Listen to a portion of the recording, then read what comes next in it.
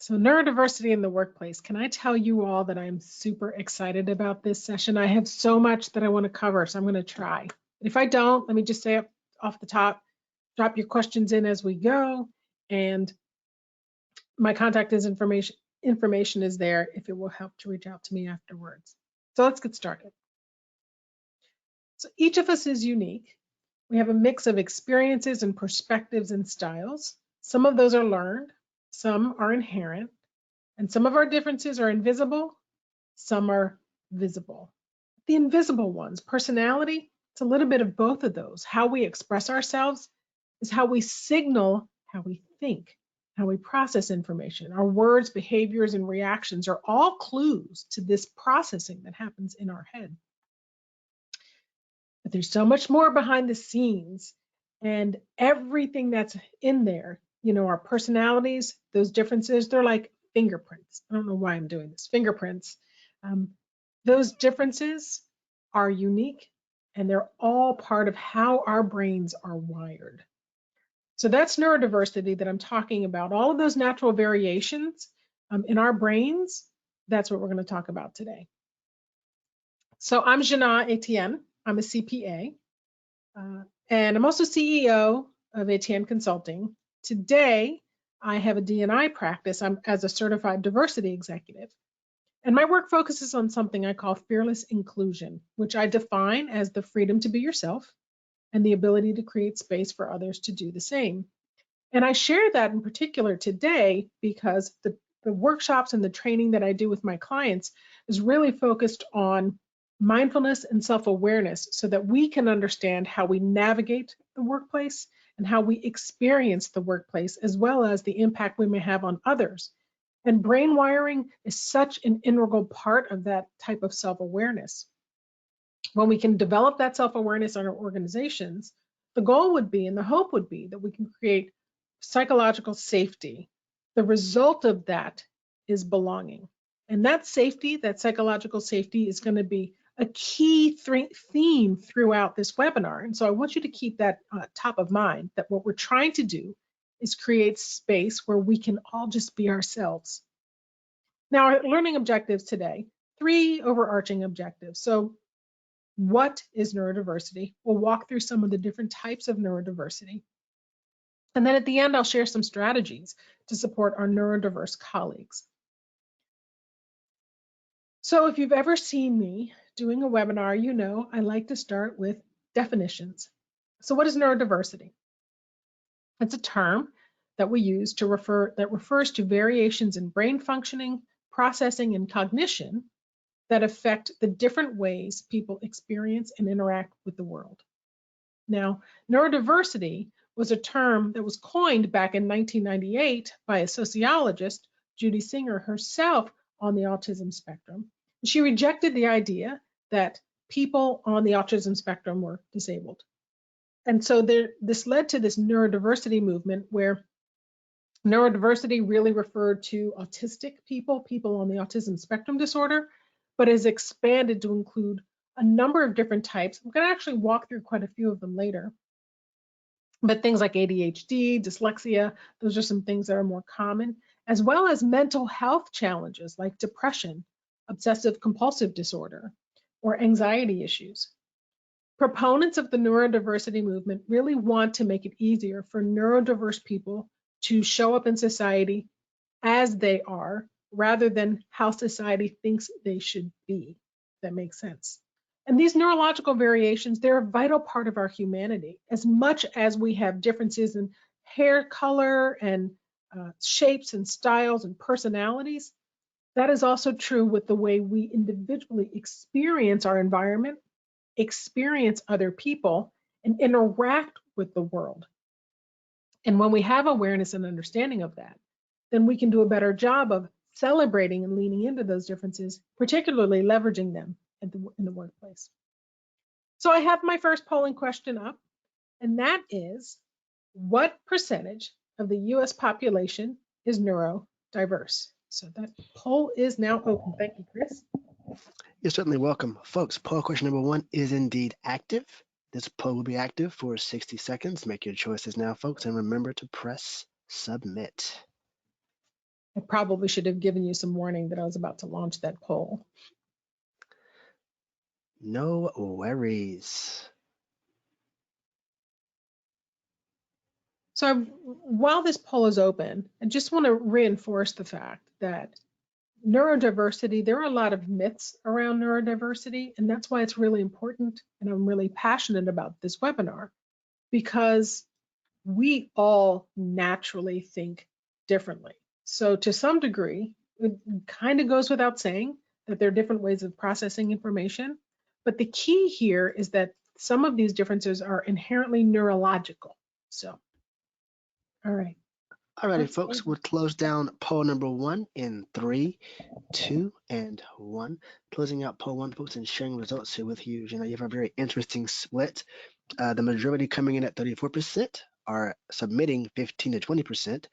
24% of the attendees are saying 5 to 15, with 32% saying 20 to 30%. 5% prefer not to answer, and the remaining 5% are selecting 3 to 5%. Interesting split. Back over to you. That is an interesting split. And I also always kind of chuckle when I hear 10 to 15% was 50% of the 20%.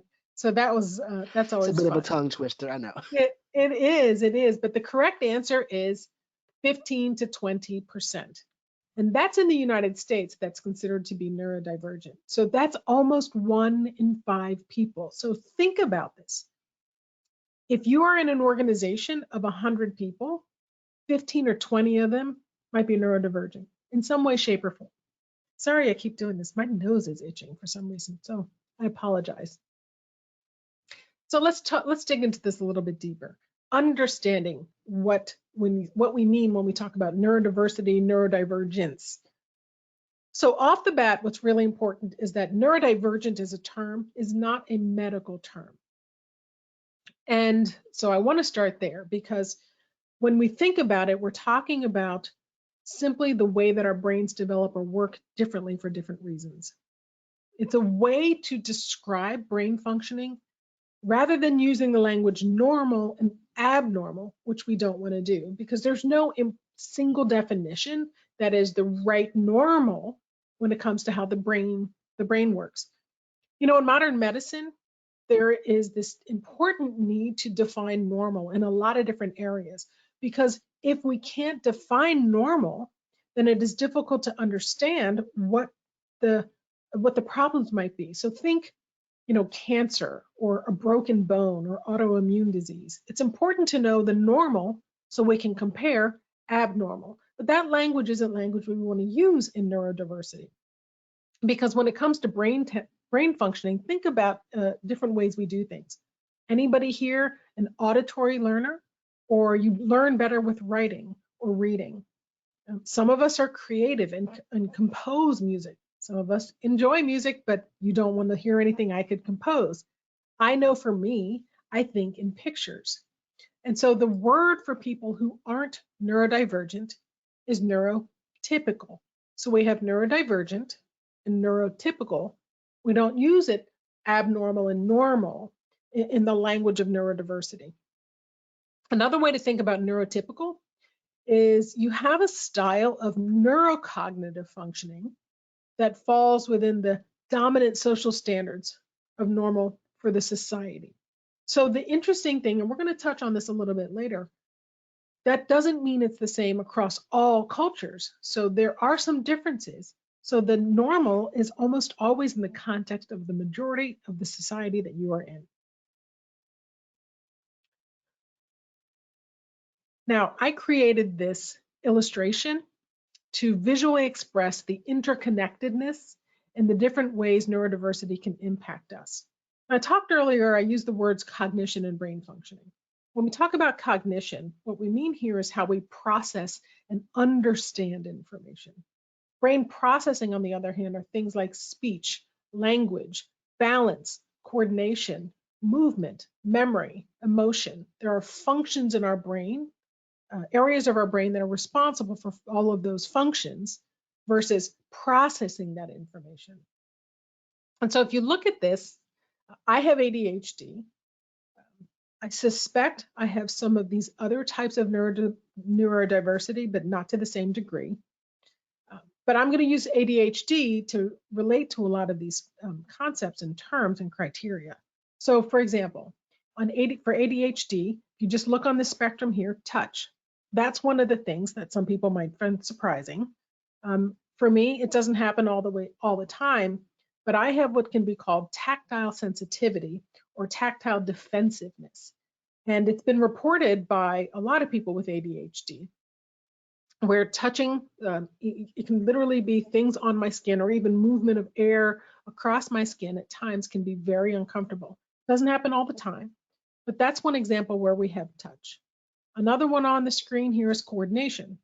Now, sometimes I can feel a bit clumsy, and oftentimes it's because I'm rushing. And the reason I'm rushing might be because of distraction. It might be because of restlessness. It might be a number of things associated with the D in ADHD, which is distraction, not necessarily the H, hyperactivity. So movement, I just talked about this restlessness, moving their hands when they talk. I do that a lot in case you hadn't noticed. Mental health. I know that I experience feelings of anxiety, especially because forgetfulness can come along with ADHD, and that forgetfulness can leave me feeling anxious. So there are a lot of other symptoms from ADHD that people aren't necessarily familiar with, and I'll try to continue to cover them here just to provide some more context. As I said at the beginning, when we can understand and are more aware of the depth and complexity in all of these different dimensions of neurodiversity, and can start to understand what it might look like in our colleagues or how it might manifest for ourselves, it will help us identify tools and strategies and really just strengthen interpersonal workplace relationships, because it might help overcome communication barriers and things like that. But what I like and I'm most proud about this particular infographic is that I have it on the infinity symbol because it's fluid. There's not necessarily one thing at any given time. It can be any combination of these or none of these in a particular moment. But the idea here with the diagnosis, especially for ADHD, is that there's a list of criteria, specifically for ADHD. There's a list of criteria for attention, can't even say that. There's a list of criteria for hyperactivity and impulsivity. You have to meet a number of those criteria. That doesn't mean you're meeting them all the time. It means they're present most of the time. All right, so now we're going to talk about the different types of neurodiversity. I am not a brain expert, but what I do want to do is provide some insight into every one of these. So I'm going to ask you to bear with me as we go through them. But before we do, I want to see some of the questions. So somebody asked, is it possible to get a resource for how neurodiverse people can succeed in the workplace? I hope you've downloaded the handout, because at the very end of the handout, the last couple of slides, I have some tools, some suggestions. There's also 2 white papers. You'll see the pictures of them. I should have included hyperlinks and had them ready to drop in the chat, but if you can't find them, email me and I'm happy to share. Let's see. Someone asked, maybe covering this later in the presentation, how can we make sure we are not showing bias against neurodivergent people when doing a 1-hour interview for staffing our accounting department? We naturally lean toward others who fit our normal and we see working well with our other teams. Oh, what a fantastic question as we go through some of these different types. Because what I hope you'll start to notice as we go through these types, we might actually see little bits of ourselves in each one of these. And if you can notice what that might feel like for you, it can make it easier to get a sense of what we might observe in somebody else. So dyslexia, this is one that people are generally familiar with. And they think, or most people think of it as a learning disability around reading. It's how our brain processes written information. So people might have trouble reading, and then skills that go with it. We're actually going to look at it a little bit. We're going to do a deeper dive in dyslexia. But here it could actually be about pace of reading. reading without making mistakes, and all of the different ways written communication is processed. Dysgraphia and dyscalculia are other types of learning disorders. And so dysgraphia relates to writing, dyscalculia relates to math. So for writing, it could be literally the physical act of writing. So difficulty with handwriting, difficulty with spelling, or both. And this isn't a mental issue. This is a brain-based way that that somebody is struggling to form the letters and spelling words correctly, like staying within the lines, those kinds of things. This can actually be something that you are born with and starts to show itself when you start learning how to write and read at a very young age. It can also be something that is the result of a head or brain trauma.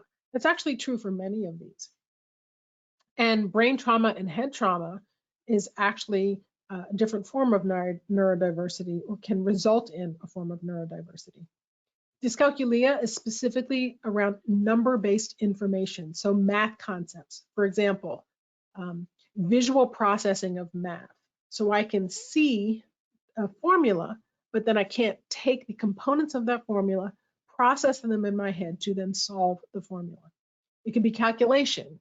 2 plus 2 equals 4. Difficulty with that. Concepts like bigger versus smaller, understanding quantities and numbers. So what's interesting about dyscalculia is that there are other conditions that tend to come along with it, like ADHD or dysgraphia, sensory processing disorders, and things like that. ADHD, attention deficit hyperactivity disorder, trouble keeping still, spontaneity, sometimes inappropriately so. We'll talk about that later. Autism is a neurodevelopmental disorder that affects the way people communicate and interact with other people in the world. So think social skills and communication skills. Challenges include difficulty with nonverbal cues, or things like figures of speech or riddles, not being able to modulate or control how loud they're speaking. It might be an absence of language altogether. Some other behaviors people might have noticed is rocking, arm flapping, repeating sounds and phrases, or an intense interest in something. Tourette's is a type of a tic disorder. Tics are involuntary, repetitive movements or vocalizations. And so oftentimes we hear people that have tics because we hear a vocalization or a sound. It could be a word or a sound that repeats over and over again, but they can also be body movements. Dyspraxia is about coordination. So this might mean struggling with balance or motor skills, like the little skills that you need in order to write, the bigger motor skills that you need to, say, climb up the stairs or kick a ball, and then the motor planning, which is putting together the sequence of steps to execute something. Think all the little steps to tying your shoe. So this can show up in a lot of different ways. And then we have obsessive compulsive disorder, or OCD. And what you have here are frequent, uncontrollable, recurring, unwanted thoughts that lead to repetitive behavior. So obsessions might be something like a fear of germs, fear of making a mistake, need for symmetry or perfection. The resulting compulsion might be, say, constantly checking on things, or excessively washing your hands, or arranging things in a particular way. Now, each of these are different types of neurodiversity, but it isn't uncommon for there to be more than one present. This reminds me of the idea of intersectionality. And intersectionality is when you think about different dimensions of diversity that come together and create this intersectional identity, that my identity is comprised of different types of diversity, like race, gender, age, socioeconomic background. I have ADHD, so it's a neurodiversity. I have an invisible disability. So there are a lot of things that come together, and that framework influences how I navigate the world. This is also true when you zoom in on neurodiversity, and think about all of these different ways, and that there may be more than one present to varying degrees.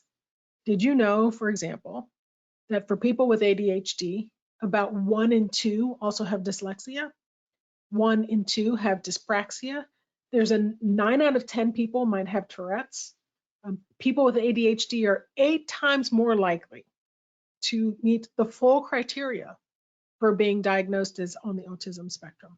So once you start digging into this stuff and you realize 15 to 20% of employees or the workforce population are neurodiverse, and you start to see all of the ways that neurodiversity can show up, to the question of bias in the workplace or interviewing.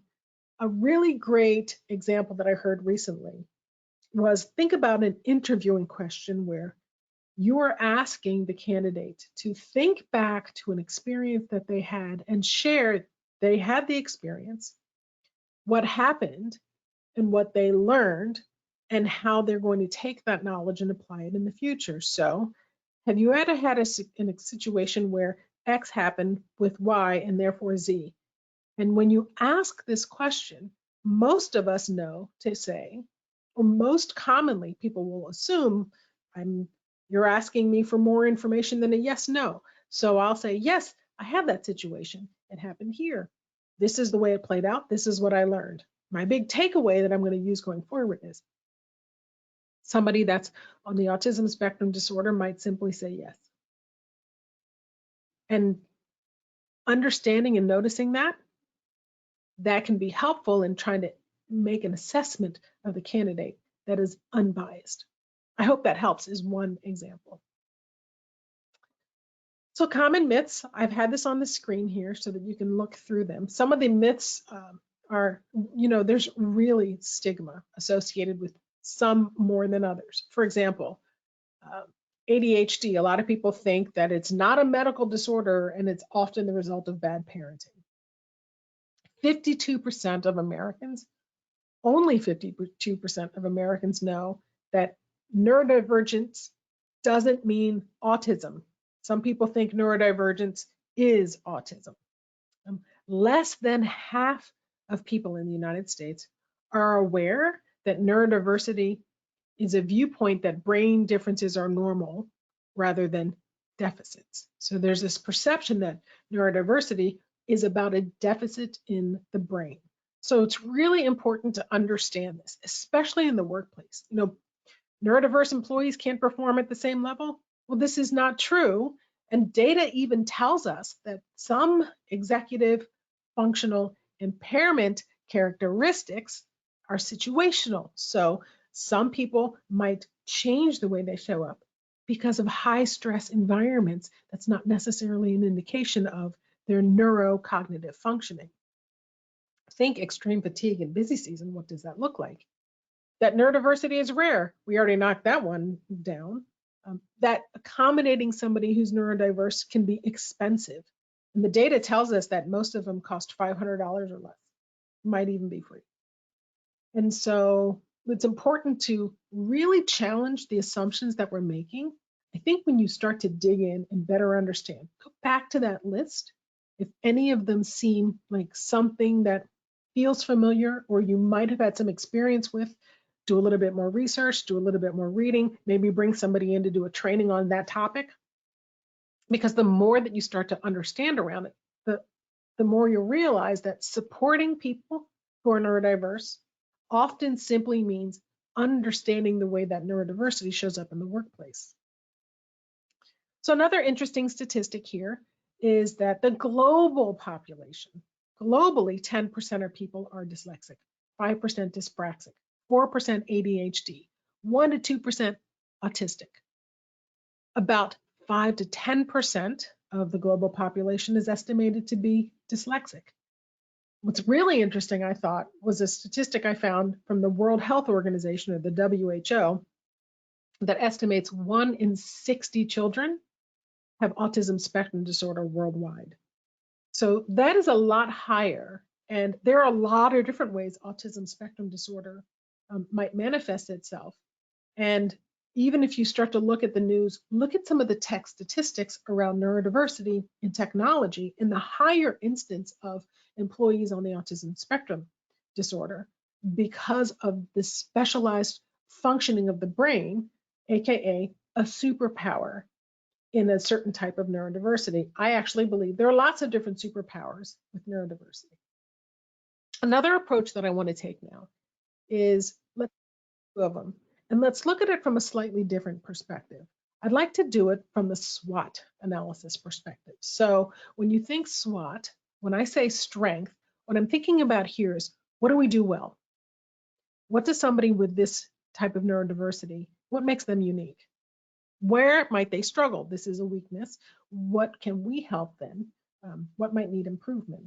When I think opportunities, is there something in there that's superpower that we can leverage? And then threats, if we don't support them, where could this be a barrier? So when I think about dyslexia, remember it's learning, difficulty learning how to read, understanding reading without reading comprehension, sorry. Some of the things that are unexpected about dyslexia that people might not realize is that somebody who's dyslexic is more likely to think in pictures, not in words, which can be very important when it comes to expressing your expressing ideas. Somebody who has dyslexia might look confused, or they might struggle with things like real-time communication. For example, have you ever had a colleague that is resistant to Slack? Because using something like Slack can be very, very stressful. I have to write it and I have to read it. Somebody said here in the comments, would a highly sensitive person be considered neurodivergent? HSPs are highly sensitive people. That's a very real thing. I wish I was prepared to define it. I'm not. I do not know if that means they're neurodivergent. That is a great question. Somebody is asking about subtitles for the next webinar. And so let me do this for you. My fault. I've just turned on subtitling or closed captioning. And so I hope, let me know, I see your name, but I won't say it out loud. Let me know if this closed captioning is helpful for you. And thank you for reminding me. So when I say strengths and weaknesses, opportunities, threats, let's look at, for dyslexia, some of the strengths. Verbal communication. So if there's difficulty reading, well, they have strong verbal communication skills. So things like storytelling, explaining information, that kind of thing. Big picture thinking is the visualization that they can do, or creative problem solving is imagining new ideas. When you look at some of the weaknesses where somebody might struggle, it's slower intake of information, especially when you send out, think a lot of meeting pre-reads, and they have to go through all of that information. And there might be a lot of pressure to do it in a timely manner that can be difficult. Attention to fine details, that might follow the difficulty reading and processing the information. A sense of disorganization. Where might there be some opportunities? Well, curiosity to learn new things can help boost collaboration. Resilience, and you're going to see this in all of the different types of neurodiversity. When you have to navigate a world that is not designed for your type of brain processing, it can create this level of fortitude or resiliency that then shows up in a way at work that helps you to stay focused and be persistent through difficult times. Relatability is important because somebody who's neurodiverse, some types of neurodiversity more than others, can see other experiences and make sense of those experiences. Seeing things from a different angle, you'll see that boosts in creativity and innovation are always on the list of how neurodiversity can benefit your organization. And then when we think of it in terms of threats, well, stigma is right up there for all of them, especially because there's stigma like dyslexia means lower intelligence, or because somebody's dyslexic and maybe they didn't reveal it to you, I might be observing their behavior as poorer performance, not realizing it is an expression of something different. which also can lead to miscommunication. And assimilation, what we mean here is pressures to mask those feelings or the need for help. Now, if we do the same thing from ADHD's perspective, we have the same things to think about. So what are some of the things that we can lean into? Where might there be opportunities to boost performance in an organization by leaning into these? Now, with ADHD, I mentioned this before, it's either inattentive, which means not paying attention to details, not focusing on tasks, not necessarily having a strong memory. Hyperactive impulsivity, which is constant movement, fidgeting, blurting things out. It could be a combination of the two. So at work, it might seem like somebody's careless or they don't follow through, they're disorganized. They're talkative, they blurt out answers or they finish other people's sentences. They might seem disruptive. So when you see all of those in somebody, there's a clue that this person might have ADHD, that hyperfocus is a strength because they can lean into almost get so focused on something that they'll really work hard on it. The opposite of that is in this blue box, a weakness, which is where they're prone to being distracted, a shorter attention span. So they ping between a couple of things, start a lot of things, don't finish a lot of things, which is why one of the opportunities on our organization is providing tools and resources so that they can help stay on track and make sure you hit all of the steps. You know, as a CPA, I will tell you, I love checklists. I was in practice for 20-something years, and that structure and those checklists were very helpful because that structure is actually something that people with ADHD like and can feel reassuring and helpful. Burnout, you know, I have these on here in different groups, but this is something that can affect anybody who's neurodiverse because there's this cycle. In the case of ADHD, it's procrastination, then hyperfocus, there's the risk of sleep issues that can lead to fatigue, weariness, and episodes where there's heightened stress and anxiety and accumulates and to the point where it becomes tiring. So I've done a lot of talking about this. Let's go to this next polling question because there were opportunities in some of those examples. There were risks presented to an organization if we don't think about them. But if we lean into them, could these be superpowers? I'm very curious to see what people say here. Yes, indeed, folks. Poll number 2 is indeed active. Have you ever thought of neurodiversity as a superpower? Make your choices now, folks, and this poll is active for 60 seconds. So somebody put in the comment here that often most divergent people have the highest IQs. Now, I love that idea. That is closer to myth than truth. Having said that, though, there are certain types of neurodiversity where there's a disproportionately high likelihood of a higher level of intelligence, a higher IQ. So thank you for sharing that. Alrighty, folks, we'll close down poll 2 in 3, 2, and 1. Closing and sharing here. The majority coming in at 52% are saying yes, indeed. So back over to you. 52%. Yes, it's kind of close to 50-50, but I'll take the more than half. Now, here on this slide is a graphic from Genius Within. It's an organization that does a lot of work in this space in neurodiversity. And what I like about this is it shows the different ways that different types of neurodiversity can manifest and show themselves.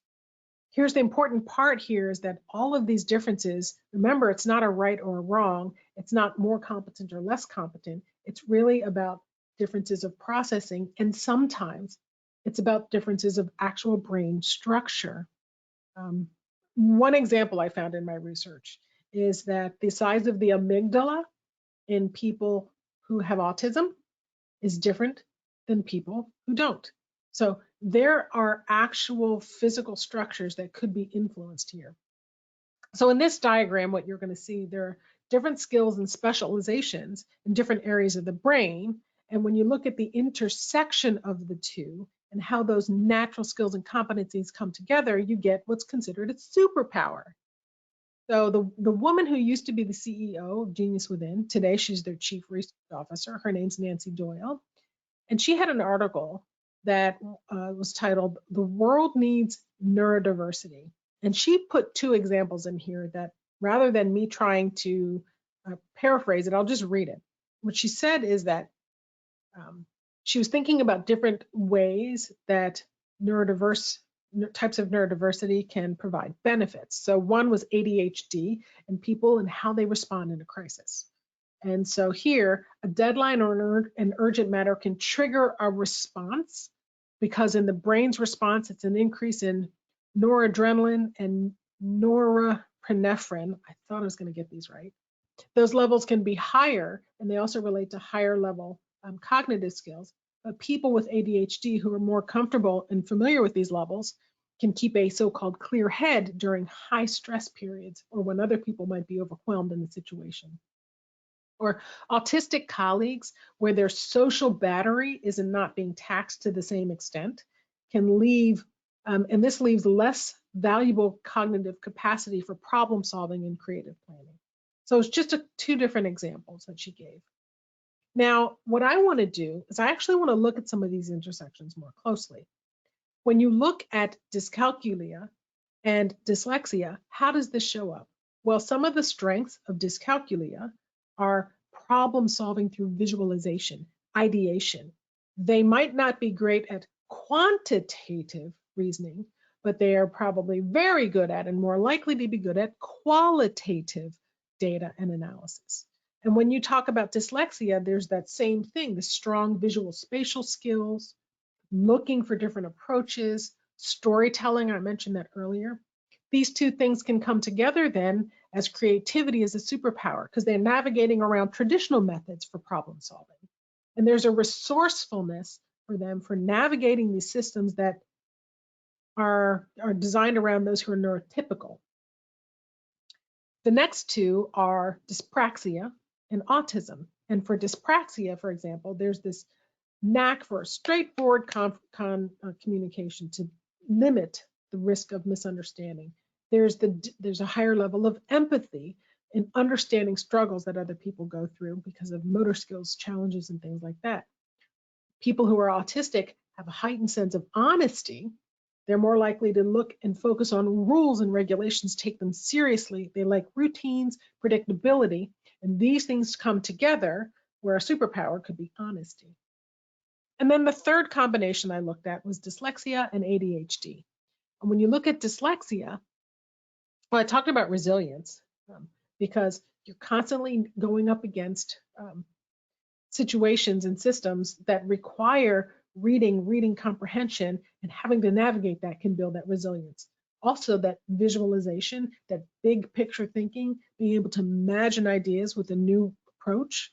ADHD is known for quick thinking, associative processing, being open-minded, adventurous, quick to learn, quick to adapt.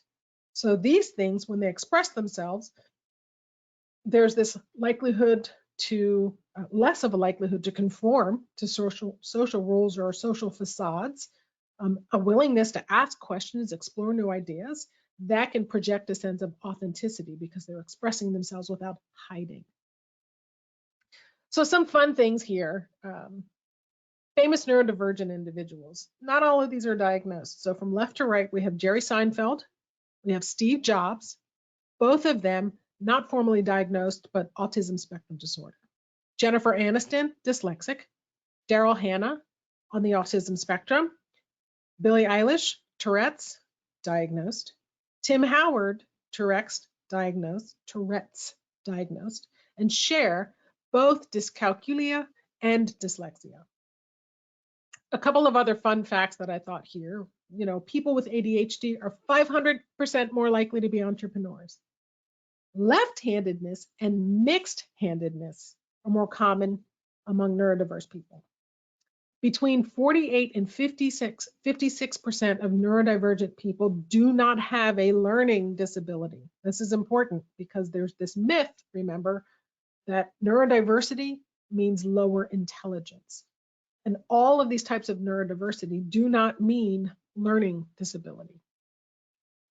Research shows that teams with neurodivergent professionals in some roles can be 30% more productive. So this doesn't mean the entire team is neurodiverse. It just means there's neurodiversity on the team.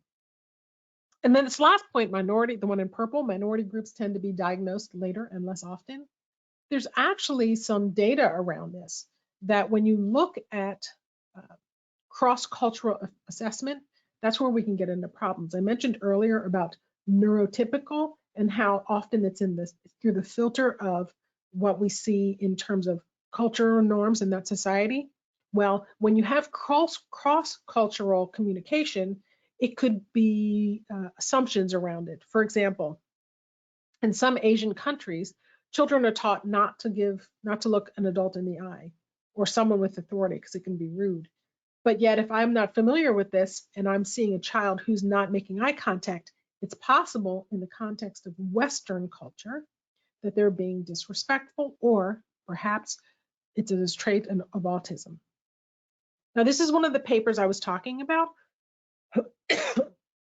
where in this particular paper, there's a whole lot of ideation. Well, there are a lot of ideas around design and architecture of offices that can help people address difficulties with concentration, managing distractions, regulating emotion, recalling information even. And so they describe a lot of things like spatial design, acoustics, thermal comfort. I didn't even know that's the phrase for it. Lighting, use of color, color blindness, for example, is something that a lot of people aren't familiar with. In case, I'll just point out, my slides are now dark background light text, specifically to be neurodiverse friendly, because it is less taxing on the eye to read with this background. So if you do a lot of presentations, something to think about. So the benefits of neurodiversity, we've talked a little bit about them. I've woven them throughout, that there's this open-mindedness, there's creativity, there's this flexibility, there's adaptability, there's resiliency, there's different problem-solving techniques and strategies.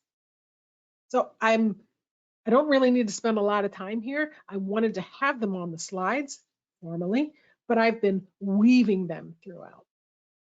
I do want to draw your attention to this article from Harvard Business Review that really talks about how neurodiversity can actually be a competitive advantage. And I've highlighted 3 things here. So this is talking about companies that have really started to look at and intentionally make changes to support neurodiverse talent. So this first thing that I highlighted is where managers say they're already paying off in ways far beyond reputational enhancement. So rather than making these changes because of their branding, it's actually working in their organizations. Fast forward, scroll down to the second highlight. No other initiative in the company delivers benefits at so many levels. And make a note, accommodations and supports for people who are neurodiverse, more likely than not, help everyone in the organization. So here's what we mean by delivers benefits at so many levels. And then the last one is benefits from neurodiversity are similar, but more direct. So how do we support neurodiverse employees? Well, don't assume. Remember, I talked about difficulty reading social cues. This is also true, by the way, for ADHD. I struggle with that. So limit the jargon, figures of speech, give more time to process information. Don't send out a mega pre-read the day before a meeting. If there are going to be changes, let people know so that there isn't a heightened sense of anxiety. And text-heavy emails, documentations, and presentations. Okay, so I say that and I'm looking, there are a lot of words on my PowerPoint slide.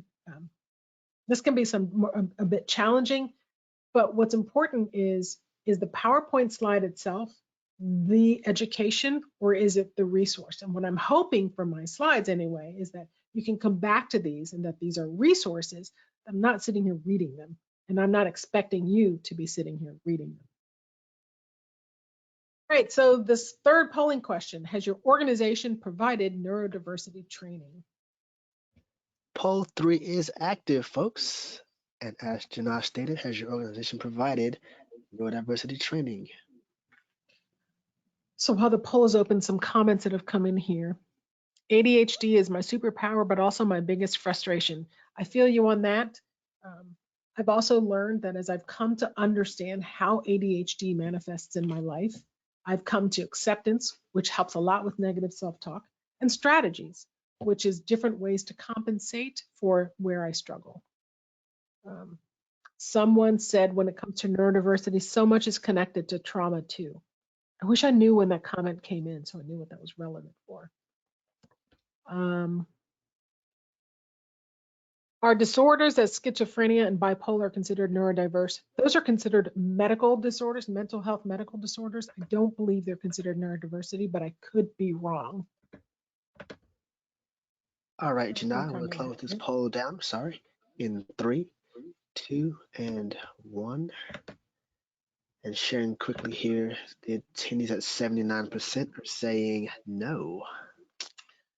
Well, then this is an opportunity. Even if you can't bring in training, this might be an idea for like a group luncheon, a roundtable conversation. There are a lot of ways to bring education into an organization without having to make it formalized training.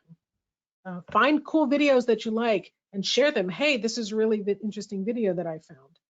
Things that you can do to help bring in some of that education. All right, let's see. Hopefully I'll get time to go back through some more questions and comments. Couple last, I actually only have like 2 more slides and then we can get to it. So the tools and the strategies that I've been talking about, I've consolidated a lot of it here. And hopefully that you'll find these helpful. Most of them are pretty straightforward. So, but why noise canceling headphones? Well, they can minimize distraction, which can help some people focus. There's something that I just recently learned, and it's called brown noise. I was looking for this because of ADHD. So there's white noise, there's blue noise, there's brown noise. I think there's another couple of types of noise. Brown noise supposedly can help interrupt some of the processing in the brain and help you focus more as somebody with ADHD. I've tried it. Go to Spotify, which I happen to use. They actually have lists of different types of noise. You can find a brown noise list. Who knew? Light blocking glasses can filter out blue light that come from some digital screens that can help reduce eye strain, especially helpful for people with sensitivities related to light. Fidget tools, idea of somebody, I know my husband does this thing where he spins his pencil. I can't do it. Let me stop. I'll fling this pencil to the other side of the room, or worse, hit myself in the eye. But there are different things that people can use. Not only is it interesting an idea to provide them, but let's eliminate this judgment that somebody fidgeting, somebody using spinning or doing this in their chair, somebody who might need to look away to listen, they are listening, just in a different way. So that's a question of awareness, as well as different things like quiet spaces, giving people a place that they can go to just block out some of the sounds because of the sensory input is getting to be too much, including things like Calm and Headspace. I use the Calm app that can walk you through breathing exercises to soothe the body and calm the senses down. Speech to text and text to speech. So I turned on closed captioning. But am I the only one? I don't have a challenge hearing, but I do turn on closed captioning when I watch television. So this is an example of something that helps everyone, even those who don't, quote unquote, need it. But speech to text is where you can talk and it converts it to text like you see here. Text to speech is where you have something written and then the software will say it out loud so somebody doesn't have to struggle with reading and they can just listen, which can actually help with comprehension because the stress of having to read the written language is removed. One of the things I will say that's key for all of these is if you can create tools that help everyone, great. But if there are specialized things that are available, perhaps make them in such a way that they're discrete. An employee can activate it, an employee can reach out and use it without having to reveal their neurodiversity because they have to ask for a special request from their manager or from HR. Oftentimes that is a barrier to getting help because if I ask for help, everybody's going to know what I have. That's a very real stigma. And so some final thoughts. really an opportunity for us to, when I say pause and consider, sorry, when I say pause and consider, the example that I just gave, somebody that just is doing this and they just don't seem to be paying attention, maybe it could be neurodiversity. Maybe it could be helping them to listen. And don't assume it's okay to just ask if there's some way that you can support your colleague. You don't want to project that you want to support them because you think they're failing at something or struggling with something, but you can offer to be helpful. Empathy is always important because that's really trying to appreciate how another person is feeling, not feeling sorry for them. There's a big difference. And it's really this last one about embracing different ways of thinking. Recognize that we all process information differently. We also express that information differently. And understanding the differences of processing, the differences of expression, and the unique combinations that bring, just the awareness of that can help us when we're listening to our colleagues in a meeting the next time, and we're listening to the way they express something, trying to get to an understanding of what they're expressing and not being distracted by how they're expressing it. All right, so we do have some time for questions, and I will, in a moment, we will launch that last polling question, but before we do, somebody here says their adult son is ASD, autism spectrum disorder, and they're focusing on superpowers, not disability. Thank you for that. You know what? These are a lot of comments. So Chris, you know what we can do? We can open that fourth polling question while I read out and share some of these comments. Absolutely. Launching poll 4, folks. Poll 4 is active on your screen. What was the most valuable part of today's webinar? Any tips on finding medical evaluation that doesn't check for one thing? Example, ADHD. It checks for a range of neurodiversity. So there aren't any particular tips, but I would suggest going to your primary care physician. You can also go to a neurologist, a psychologist, a therapist, a psychiatrist. All of these different specialties can support helping for diagnoses of different types. So that's something to think about. ADHD, dyslexia here, struggle and superpower at the same time. I appreciate that one. I said I have ADHD, but I have touches of dyslexia and dyscalculia, and understanding that has helped tremendously. So we don't need to push the answers to this, Chris. When it's done, we can just close it, if that's okay. Absolutely. And closing down poll 4, folks, in 3, 2, and 1. Back over to you. Well, we are just almost at time. I am going to take the opportunity here to do what I call a shameless plug. I host a webinar series. It's D&I one-on-one. It's every other Friday, and it's me and another guest talking about one thing related to D&I. And Adriana Flax is joining me a week from Friday, so September 8th.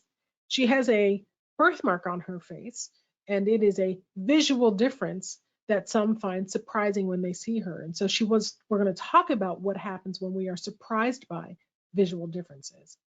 There's a bigger schedule out there after Adriana. I have a couple of other people scheduled to join me. We're going to talk about humane leadership and what does that mean from a leadership self-awareness, appreciation of diversity. What are all these different credentials, D&I credentials that are out there? Because there are a lot of them, and do they all mean the same thing? And this is important. So I will say thank you all for joining me. There are a lot of other questions that have come in comments. I appreciate all the wonderful comments. You're welcome to reach out to me if there's another way that I can help you, or I did not get a chance, or I missed your question in the queue. But otherwise, thank you for joining me, and I hope this has been helpful.